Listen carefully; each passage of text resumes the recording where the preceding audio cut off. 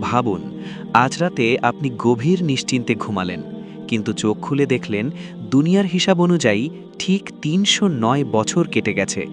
এটি কোনো কল্পকাহিনী নয়, বরং পবিত্র কোরআনের সূরা কাহাফে বর্ণিত এক বিস্ময়কর বাস্তব ঘটনা, যা ঈমানকে আরও শক্ত করে। এই কাহিনী কয়েকজন ঈমানদার যুবকের, যারা এক জালেম ও মূর্তিপূজক শাসকের অত্যাচার থেকে বাঁচতে রাজকীয় জীবন ত্যাগ করে পাহাড়ের একটি নির্জন গুহায় আশ্রয় নিয়েছিল। গুহায় প্রবেশের পর আল্লাহ তাআলা তাদের এমন গভীর নিদ্রায় আচ্ছন্ন করে দেন, যেন তাদের কানে ঘুমের সিলমোহর লাগানো হয়েছে।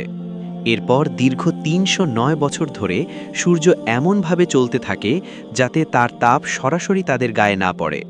আর আল্লাহর কুদরতে তাদের দেহ সময়ে সময়ে এপাশ ওপাশ করা হতো, যাতে মাটি তাদের শরীরের কোনো ক্ষতি করতে না পারে। এই পুরো সময় জুড়ে গুহার মুখে তাদের সঙ্গী কুকুরটি সামনে পা মেলে বসেছিল। দূর থেকে দেখলে মনে হতো সে জেগে পাহারা দিচ্ছে, আর যেই তাকে দেখত ভয়ে সরে যেত। অথচ বাস্তবে সেও ছিল গভীর ঘুমে নিমগ্ন। অবশেষে বহু শতাব্দী পর যখন তাদের ঘুম ভাঙল, তখন ক্ষুধার তাড়নায় তারা একজনকে পুরনো রৌপ্য মুদ্রা দিয়ে শহরে পাঠালো খাবার আনার জন্য।